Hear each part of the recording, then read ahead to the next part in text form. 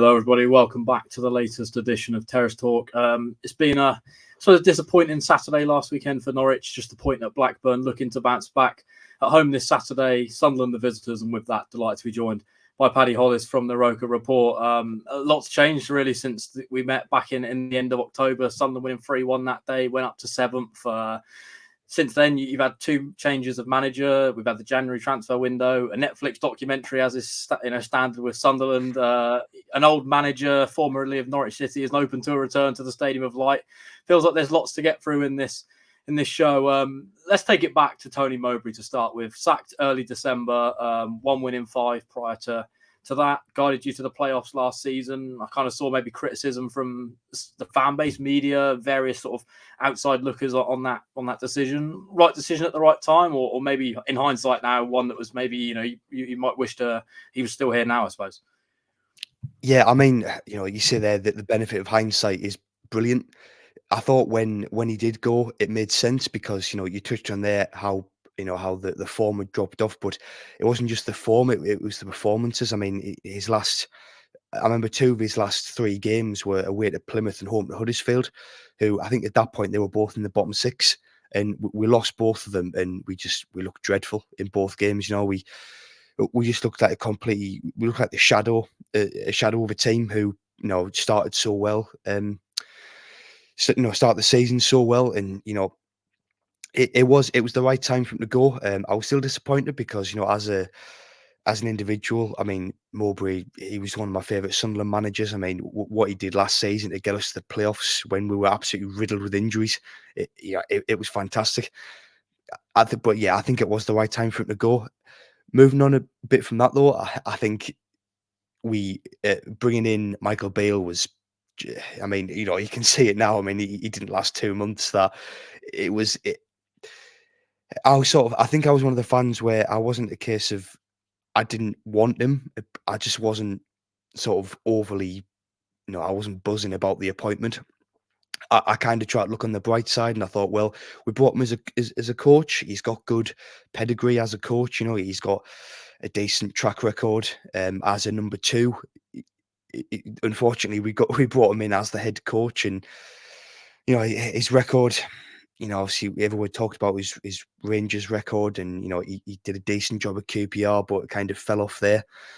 So yeah, I mean, we in hindsight, I would have wanted to have kept Mowbray, but it's all about in the moment, and at the time of the season when we got rid of Mowbray, it made sense. It's just it's just not panned out the way we wanted it to afterwards.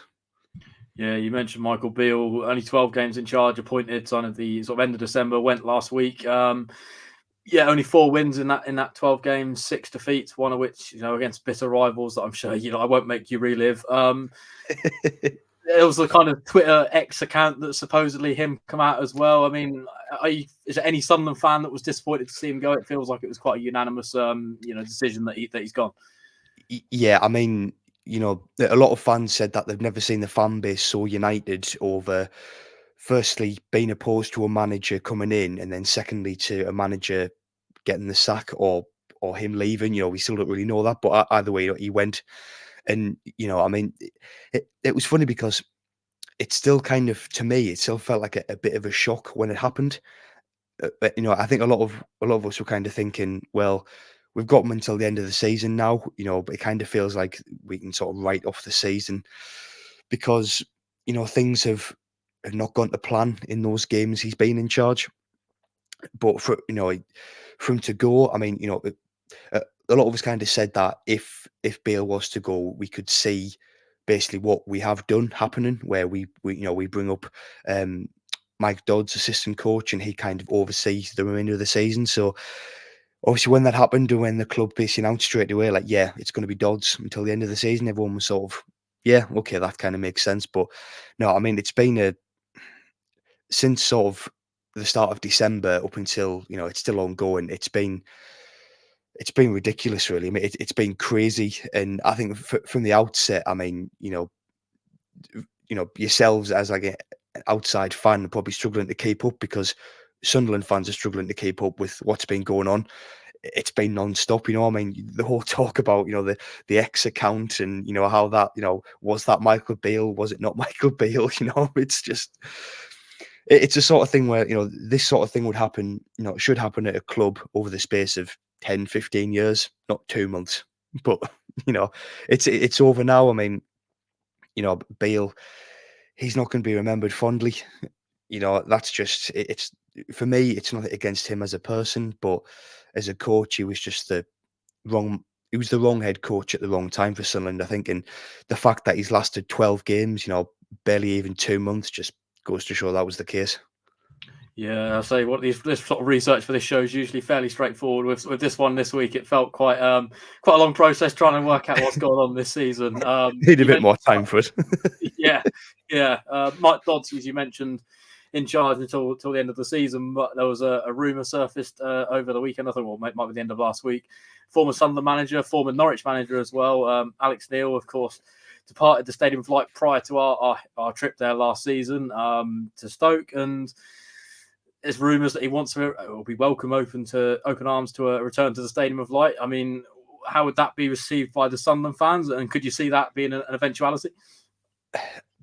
I mean, I don't think it'll happen personally. I think the way that he left Sunderland to go to Stoke, essentially for, we don't know for definite, but we're pretty sure that it was for a better wage. Which on that point, you can't really blame him, because it is a job. If you get, it's like in any job. If you get offered a job somewhere where you're getting paid more money, not many are going to turn it down. But another big reason why he did leave was he wanted more control over transfers. That's not changed at Sunderland. I mean, he's not going to come back and he won't suddenly have a say, or have a bigger say in transfers. I think the best example you can kind of pick out of that for that still not being a good idea is, what he did with Stoke. I mean, he's built up a squad at Stoke, which, is, well, it's in the relegation zone at the minute. And, I kind of feel for Steven Schumacher, because he went in there and, he's basically been left with a squad which, isn't really good enough for the Championship. And that was assembled by Alex Neil having the power of the transfer budget and the transfer sort of policy. So no, I mean, Neil at Sunderland, I mean, he is, in the last sort of 10, 15 years, he is one of our more successful managers. He came in, he got drafted in at a point when, we kind of thought promotion, we thought we'd blown promotion again and we're going to face a 5th year in League One. But, we made the call to get rid of Lee Johnson, and again, this is, you touched on the documentary. Obviously, this is what we all relived, obviously, the whole transition from Lee Johnson to Alex Neil. And I think, yeah, he came in at a tough time. He got us promoted. We had a good squad, but Neil managed to get the most out of that and, kind of turn the season around and get us promoted. I think we were looking steady in the Championship, of the few games where he was in charge. I think we picked up some decent results. But no, I can't see it ever working out because of how he left and also how he wants to operate. I think him and our sporting director, Christian Speakman, Speakman he basically has the say on transfers. I just can't see it working out, to be honest. So I can see why he'd want the job, because he's out of work at the minute and he's probably thinking, I'll put I'll throw my hat in the ring for this. But nah, me personally, I can't see it ever really working out again with Alex Neil at Sunderland. Yeah, it does feel like maybe the ship sailed there. Lots of turbulence, as we've already mentioned now in the first 9 minutes of this show. But despite that, you're sat 10th in the division, 5 points behind us at the moment, 8 points off the playoffs, 12 games to go. I mean, is there any hope of a playoff push coming sort of the end of the season? Or do you feel maybe based off sort of recent form, only 4 points in your last 15, maybe, you've left it a little bit too much to do there? Yeah, to be honest, I think we've dropped too many points against the teams who we should be beating. I mean, prime example, last 3 games, we've played Huddersfield, Birmingham and Swansea, and we've lost all 3 of them. Now, really, I know it's like the old cliche of, easy games on paper, but it's been a problem we've had throughout this season. I mean, we've Swansea have taken 4 points off us. Huddersfield did the double over us. We lost to Plymouth away. We lost to Stoke away. We only drew down at Rotherham. It's been an issue throughout the season where we've dropped points against teams we shouldn't be dropping points to, and unfortunately, our next 3 games, obviously including yourselves, are tough on paper. But weirdly, those are the games when Sunderland tend to step up. So it would be kind of typical of our season to maybe pick up 6-7 points from against yourselves. Then we have Leicester and Southampton. It would be typical for us to pick up points in those games after losing 3 against teams in the bottom 6. So no, I mean you can't rule anything out, but I just think it's a case of not so much we've left it too late because we were in with a shout, but the fact that we've dropped far too many points against some pretty poor teams in this league, I think that's sort of put the nail in the coffin really. But it gives us 12 games where, I don't think there's any worry about us getting sucked into the relegation scrap, because I think that's kind of starting to take shape now. I mean, you can kind of say Rotherham are gone. Stoke look pretty hopeless at the minutes. QPR. There's plenty of teams down there who, I know some fans have been saying like it might be a possibility, but I can't see it personally. I think we're on for a pretty comfortable mid-table finish, which we haven't had for a very long time. It feels like we've always had something to play for. When it was in the Premier League, it was kind of looking over our shoulder. In League One, in the Championship, it's been trying to, get promoted. But no, I think we might be on for like I'd say quite a boring end of the season. But to be honest, after the year we've had, I wouldn't mind that. It'll be quite nice for a change. Yeah, we had that kind of last season. I think you mentioned kind of always having something to play with. We're kind of in a similar boat. It's always relegation or promotion. Last season, mid-table finish kind of felt very strange. I noticed you set up slightly differently on your game on Saturday. I think the formation differed quite a bit from what you've been playing previously under Michael Beale. How do you expect the trip down to Carrow? How does Sunderland approach this game on Saturday from a sort of formation and style style of play, I suppose? Yeah, to be honest, I think the kind of the change in setup was, that's something which obviously Mike Dodds, he's brought in and he's wanted to implement again. We did play with a similar setup when he was in charge for the 3 games after Tony Mowbray was sacked. And we did fare better then. We had, I think it was 2 wins and a defeat back then. The setup, I can't really see us changing it too much. The only problem is at the minute we have midfield, especially our midfield, they're quite lethargic, and sometimes when they're on the ball, they're not the quickest at moving the ball forward. So that kind of leads us to being a bit static around the pitch. But I think it'll be the similar sort of setup. I can't see us. I mean, I'm just like thinking back to the lineup what we had. Can't see us making too many changes, in all honesty. I think we've had an ongoing issue with strikers this season where we've never really, we signed 4 in the summer, and you can still make the argument that we still haven't really given them a fair crack of the whip. We had Nazari Rusin start there on Saturday, and he's in his own right. He's a good player. He's quick. He's got a good turn of pace. A decent touch on him. But a lot of the time, he's playing up there without any real support. And again, that's been an issue which Dodds, Beale, and Mowbray have just not been able to solve this season. So yeah, I think it'll be a similar sort of setup where I think we'll try with the 5 at the back and then try and play the wing backs. And yeah, I mean, I'd like to see our midfield contribute a bit more, because a lot of our games this season, our midfield haven't stepped up, and that's kind of put the pressure on the defence. So yeah, I think that needs to change, and especially in these upcoming games when the chance are we're gonna get punished on the break more by these teams who they know how to punish you in these situations. Yeah, you kind of mentioned there the lack of goals made from the front men, but one man that's sort of a danger man. I think he might be missing potentially on Saturday. Jack Clark, 15 goals already in the Championship this season. He feels like kind of the star player. If you look at Sunderland, like I do it as an outside perspective, is he the man that you would have said to watch on Saturday, or is there sort of players that you could highlight that Norwich fans should be wary of? Yeah, I mean, he would have been the easy pick. I think he is actually going to be out. There was one of the local papers.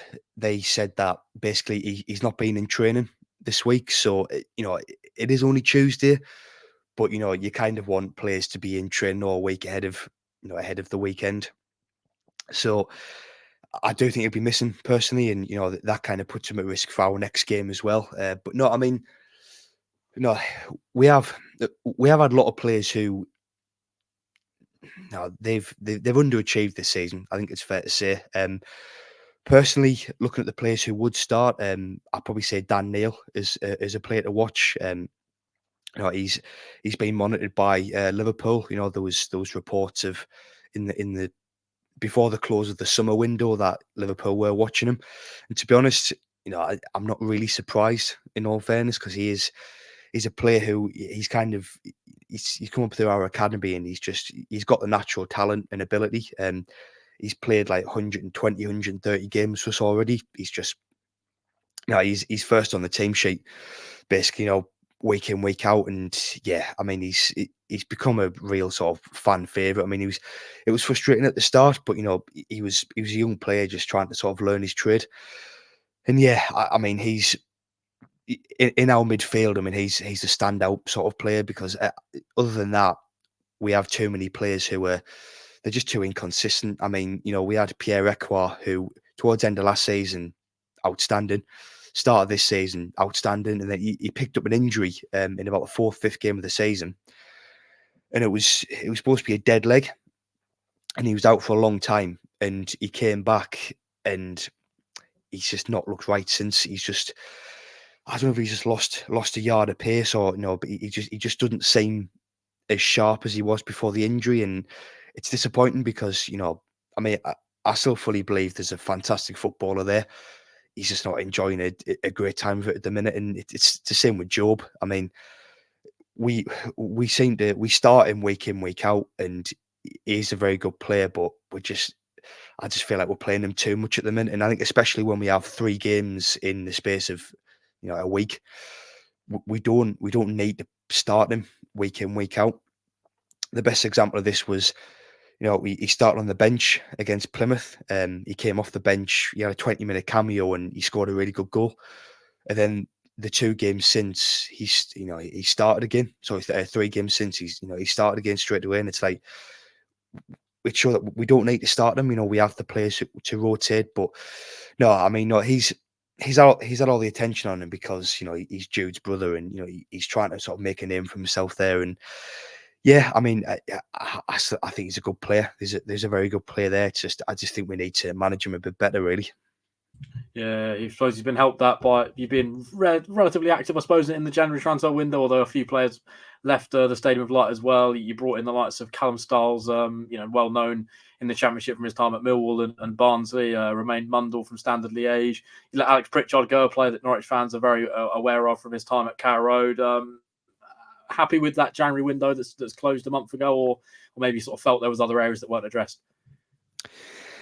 Yeah, I mean, we recruited in positions what we did need to recruit in, but I mean, there were still pretty obvious gaps. I mean, the big one was, we wanted a striker with a bit more seniority and a bit more experience. The problem is that the way we operate at the minute, it's seniority isn't really going to be a priority, which can get quite frustrating because we do have we have a young team, and kind of the only way we're getting experience is these young players playing week in, week out, which has its pros and cons, like it would in any team really. I think we could have also done with a bit more of a senior sort of central midfielder. I think as we go forward, I'd like to think that player might become Callum Stiles. He played as a wing back he made his debut against Swansea at the weekend, and he played as a wing back there. And I think that was mainly because he played left wing back, in the absence of Jack Clark. So that's not going to be a position where he'll play week in, week out. But yeah, it was a mixed bag, really. I think we were short on forwards. I think we made sort of the bizarre move of, instead of signing an extra centre forward, we loaned out one of the four what we had. Eliza Mayenda, who went up to Hibernian. And yeah, I mean, there was gaps there, but the problem is, every team seems to have the same problem in January. It's the hardest time of the season to try and recruit players, because if teams don't need to let players go, then they won't. That obviously ends up in you having to pay over the odds. And yeah, we didn't take any risks, which, come the end of the season, that might be our downfall. But no, I could get the plan in terms of recruitment. It would have been nice to have a few of the extra bodies in there, but it just wasn't to be. Yeah, turning the attention forward to the game on Saturday. There's a few connections between the two sides. Patrick Roberts, a less familiar name from the spell at Norwich City. I think it's just one appearance, so not very memorable, but there's an obvious one in the Norwich camp.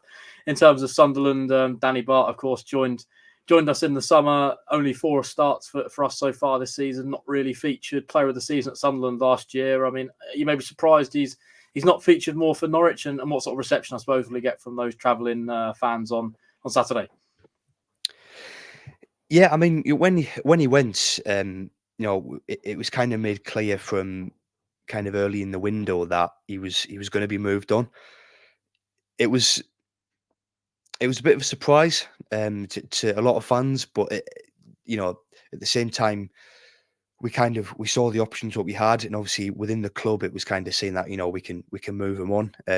He didn't play much in pre-season, and when he did, he looked way off the pace.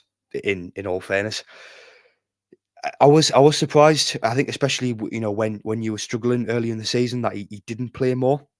I don't know if that's got anything to do with the fact that he was just maybe brought in as cover for you guys, or if he was genuinely just not seen as an option, as good as the players who you have. He should get a decent reception. He was very solid for Sunderland. He played a big part in his getting out of League One, and he was very solid and consistent for us in our first season back in the Championship. He was one of many players who suffered a pretty frustrating injury. Our ideal plan last season was to have him and Dan Ballard play alongside each other. Unfortunately, that didn't work out, because there was a point in the season where Ballard got injured for about 3 months. He came back, he got injured, and he was replaced by Danny Bart as a sub. So they almost like missed each other in terms of playing together. But when they did, they were a brilliant pair of it's experience and just a bit of just a couple of kind of old fashioned centre halves, really. So no, I mean, it was a surprise when he moved on. We've kind of this season we've kind of opted to move Luke O'Nien into centre half, and as much as a lot of our fans don't think he's a centre back, he's now played most of his career games as a centre back, and that's where he's going to be now. I think. I mean, we know that he can play as a more defensive midfielder, but there's been 3 or 4 managers now have played him as a centre back, and I don't think that's going to change anytime soon. So, no, it was. I mean, I was a big fan of Danny Bart. I think he should get a good reception, and yeah, his time at Sunderland just sort of came to a natural end, really. Yeah, he's been a little bit unlucky, really, at Norwich. I think we've had injuries at spells, and he's kind of been the one that's not really been selected. There's always been an academy product or a midfielder like Kenny McLean who's been told to do and deputise at centre back. So, probably for him feels like a bit of a stall in his career. But before I get your thoughts and score prediction on I suppose ahead of Saturday, any thoughts on Norwich from afar? I mean, we're always interested to know kind of what opposition fans are thinking. In pretty good form, unbeaten in the last 10 at Carrow Road. David Wagner was under immense pressure when we lost up at your place in October. He's kind of turned it around and got our season back on track. Have you seen much of Norwich so far this season, and how do you sort of put them in the playoff battle, I suppose, that's unfolding at the moment? Yeah, I mean, at this point in time, you guys are in a better position than we are. You've managed to kind of string together a decent run of form, especially at home. We've been, I mean, our away form it's been terrible. In all honesty, we've only won 4 away from home. Our home form has been patchy, to say the least. So yeah, it's you've been able to string together a better run of form when you needed to, really. So obviously that's why you're in a better position. I've always been a big fan of Josh Sargent. I think keeping hold of him when you got relegated was big. And yeah, I know he was. I think he's recently come back from injury. I think, hasn't he? Yeah. Yep. And I mean that was one of these where you kind of you're thinking, he can be a bit of a problem. 'Cause I remember in the home game, at our place last season, I think he actually scored the winner, and I just remember him he was just he just terrorised us. And you look at him and think like to keep hold of a player like that in the championship is big. When teams come down, you do tend to see the big names move on, but I mean he's quality for the championship. So yeah, I'll be looking out for him. And I think Sarah as well. I think he's a very good player. So having them two available and against a defence which is, well, I think it's been fragile to say the least recently. It's not filling me with too much hope. But yeah, it's a couple of good players there who I think we've got to keep an eye on. And I think once Sargent's kind of once he's up and running again, I think he's going to be a key part in how well you can do towards the end of the season. Yeah, he's certainly been crucial ever since he's returned. I think it's 10 goals now so far this season in 14 appearances, which, goes to show how much we've missed him. Yeah, Saturday now, how are you feeling? I mean, you've had a pretty good spell, I suppose, at Carrow Road in recent years. I think the last time we beat you at Carrow Road was 2014. One defeat in your last 6 games against Norwich. You've had the upper hand, but as you mentioned, maybe not so good on the road. Norwich good at home. 2 sides in different kind of veins of form. How do you see it going? And a score prediction, please. Yeah, I mean, I think it's going to be a case of. I mean, I don't think we'll sit back. When we kind of under Mowbray, we kind of try to be a bit more on the offensive and play kind of the style of football that got us a lot of success last season. We kind of reverted back to being a bit more cagey under Michael Beale, and that just led to some really just boring performances. In all fairness, and Mike Dodds when he got the interim role again, he kind of said, we're not just going to sit back. We were pretty bad in the first half against Swansea. We were much better in the second half, but we just left it too late. So yeah, I think we'll come out and I'd like to see us come out and attack because the season's far from dead. We have a lot of points still to play for, and I think we've just got to try and get out of the rut we're in, really. So I do think we'll go for it. To be honest, I can see it being a draw. That might be a more out of sort of hope than expectation because I think at this point, a point would be brilliant for us. You might not see it as much of a good result when you've seen our recent form, but no, I mean I'd take a point. I think there'll be both teams will score because we can't keep clean sheets. We've not kept a clean sheet now for lost. It might be New Year's Day, I think, was the last time we were able to keep a clean sheet. So even on the games we've won, we've had a tendency to win a lot of games 3-1 this season. So we always end up, switching off at some point in the game. But to me, that's kind of one of the issues to having such a young squad. There is going to be a point in the game where players do switch off, and yeah, I mean, hopefully we can make sure doesn't cost us too much at the weekend. But I can see Norwich really coming at us. I think they'll see at home probably see us as a good chance to get 3 more points on the board. But I like to think we can just try and stop the rot, really, and a point down there will be brilliant from the Sunderland perspective, I think. Yeah, I think most Norwich fans are fairly wary of Sunderland's threats. It feels like a big game, if Norwich go and get the victory, it extends the gap to Sunderland to 8 points. We lose the game and it's 2 points, and that's kind of the nature of the championship this season. It's so tight in there that every game is massive between now and the end of the season. Paddy, do really appreciate your time this evening. Just quickly want to plug the Roker Report and where people can read your content and the guys you work with. Yeah, so obviously we know we're a fan website. We've got a pretty big following on Twitter. We do lots of pre and post match stuff. We have 5-6 articles going live on our website every day. And yeah, obviously we have the podcast as well. So yeah, we do again previews and post match reaction as well. Yeah, obviously we're rokerreport.com. You'll find all of our content on there and links to podcasts as well. So yeah, I mean, we're still growing. We've been going for over 10 years now, and yeah, there's a massive team of writers and sort of a dedicated team of podcasts as well. And yeah, we just keep on plugging away, following Sunderland in the Championship because it's never dull.